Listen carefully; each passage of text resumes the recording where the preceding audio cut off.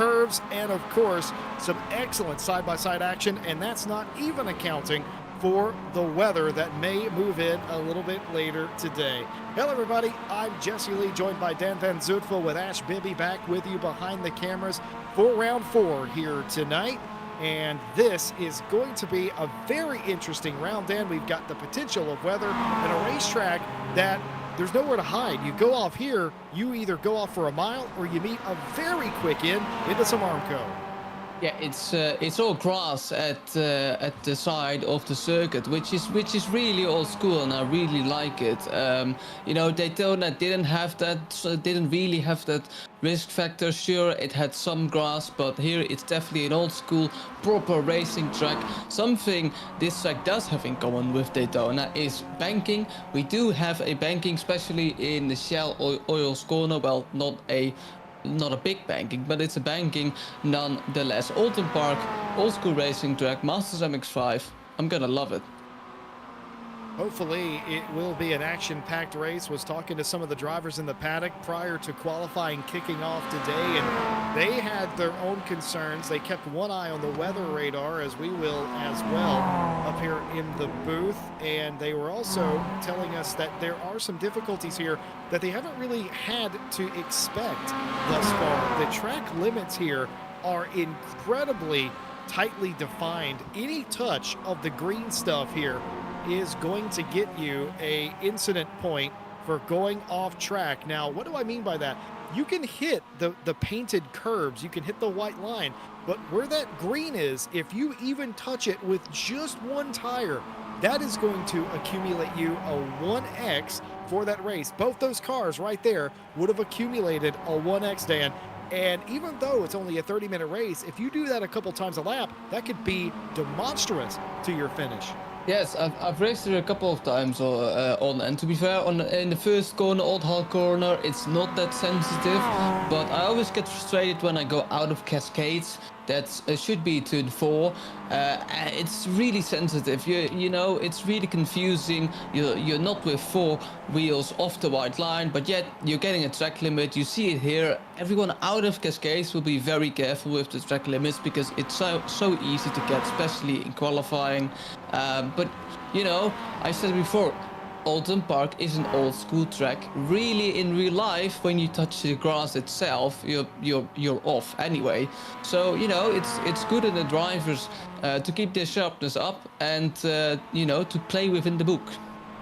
Yeah, this is one time we will not be encouraging sim racers to go outside and touch grass, because that will be detrimental in many different ways. Where is Oulton Park? Well, it's in Cheshire, England, and it is a 2.69 nice miles around circuit, or 4.3 repeating kilometers if you prefer New World measurements, of course. It's got many turns that are quite difficult. It's got what I call a reverse chicane called Britain's after the Shell Oils corner, and it's just a difficult track. It's a fun track when you get it all correctly, but a lot of times, we saw this in practice, cars getting out of control.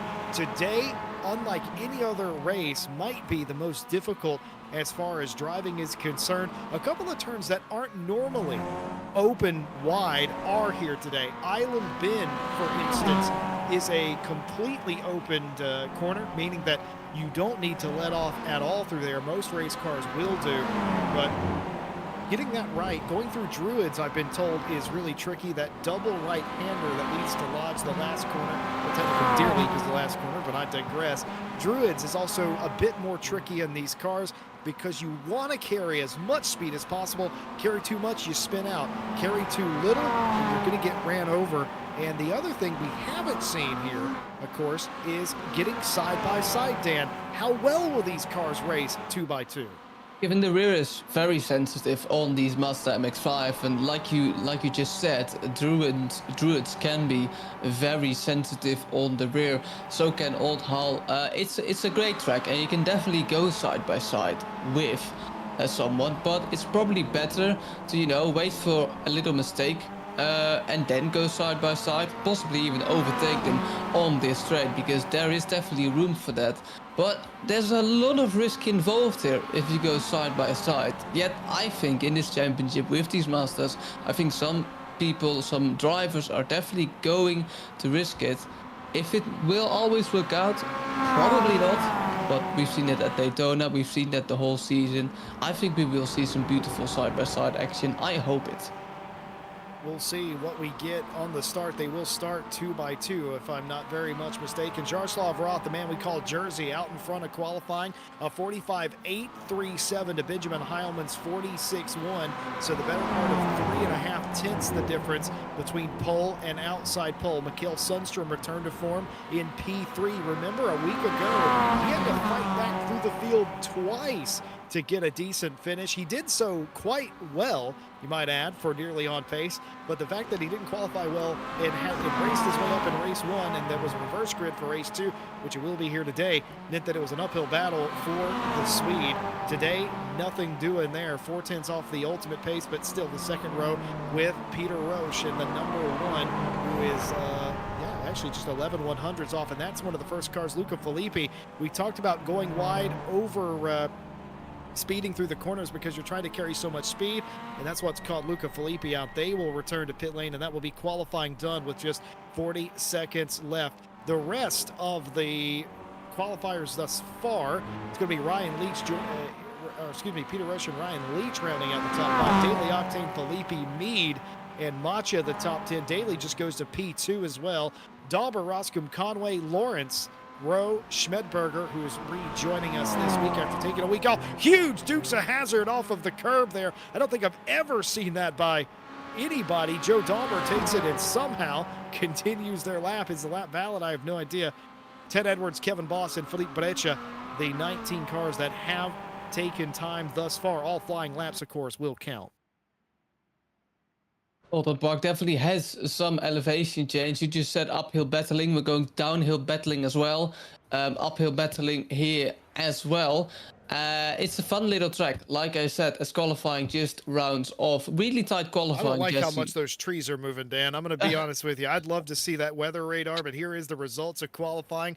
Jersey, Jaroslav Roth on pole, a 45.8, able to get it done. Jordan Daly makes it incredibly close, just about 1/10 off. He'll take the outside pole. Heilman, Sundstrom, the next row. Roche, Leach, Octane, Filippi, Mead, Macha, the top 10. Joe Dauber, Theobout, Roscombe, Conway, Lawrence, Roche, Schmedberger, Edwards, Boss, Breccia, Dozal, Adamczyk, Valak, the 22 cars today. Roth looking really good, Dan, in quali. Definitely looks very good in qualifying, and it's good for his championship as well. 45.8 since Oulton Park.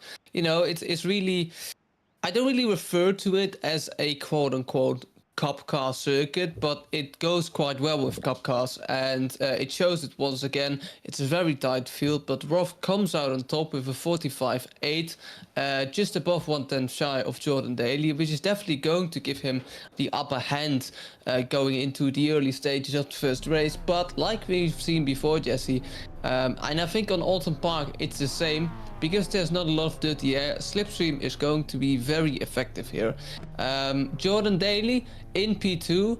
Whenever I start a race, I rather start P3 than P2, because with these rolling starts in iRacing, you're waiting for the leader to go, not some green light. For example, in ACC, you're waiting for the green light. Here, you are waiting for the leader to go. So Benjamin Heilman could have a good jump, because of course he's in front of P1, and he will see P1 more clearly than Jordan Daly. It's going to be very interesting this start either way, Jesse.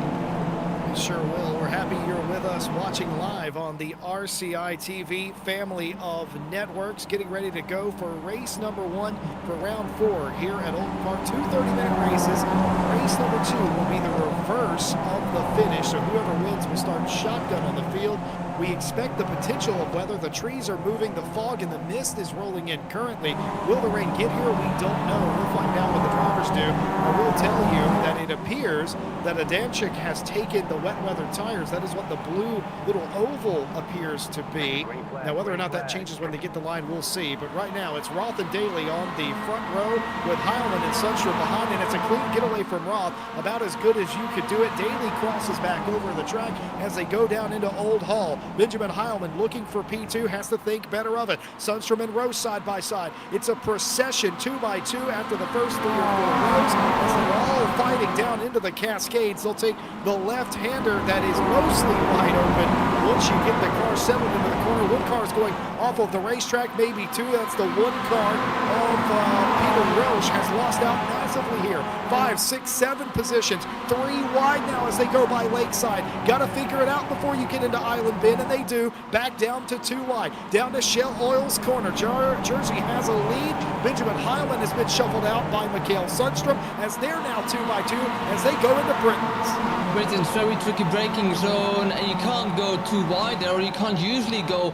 wide there. Mikhail Sundstrom needs to slot back in behind the car of Benjamin Hellman, and as you see, they all go, they don't go side by side into Britain's here, but now we don't have the Hislop chicane because we go straight into Nico Brooks' very fast corner. Don't expect him to go side by side there, and it's contacting Philippe Octane there, spinning around.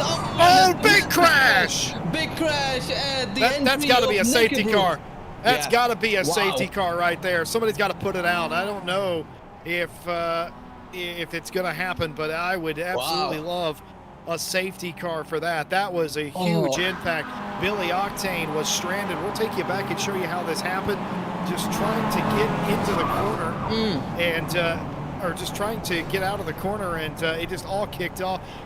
His teammate ran into him. That was Harry Conway who got involved. Ted Edwards also involved. Peter Roche is involved in that. I didn't quite see the other car that nearly went up and over, but yeah, just an argument over space right there with the 9 car of Luca Filippi. A little bit of contact with the 19, but that's the big one. That was absolutely huge. Oh, that was Fabian Schmedberger who almost went up and over Harry Conway. No safety car has come out as they have continued to race. This is Schmedberger's view in the Farby car, and just nowhere to go, trying to fight their way through it. Cars everywhere, and just monster trucks over the Speed Juice 28, the Farby girl car. That may be a Farby girl, but this is no longer a Farby world. The right side of that suspension completely destroyed on the 648. That's not how you wanted to start this race. No, definitely not. And last week in Daytona, we were talking about the big one. Didn't quite get it in the first race.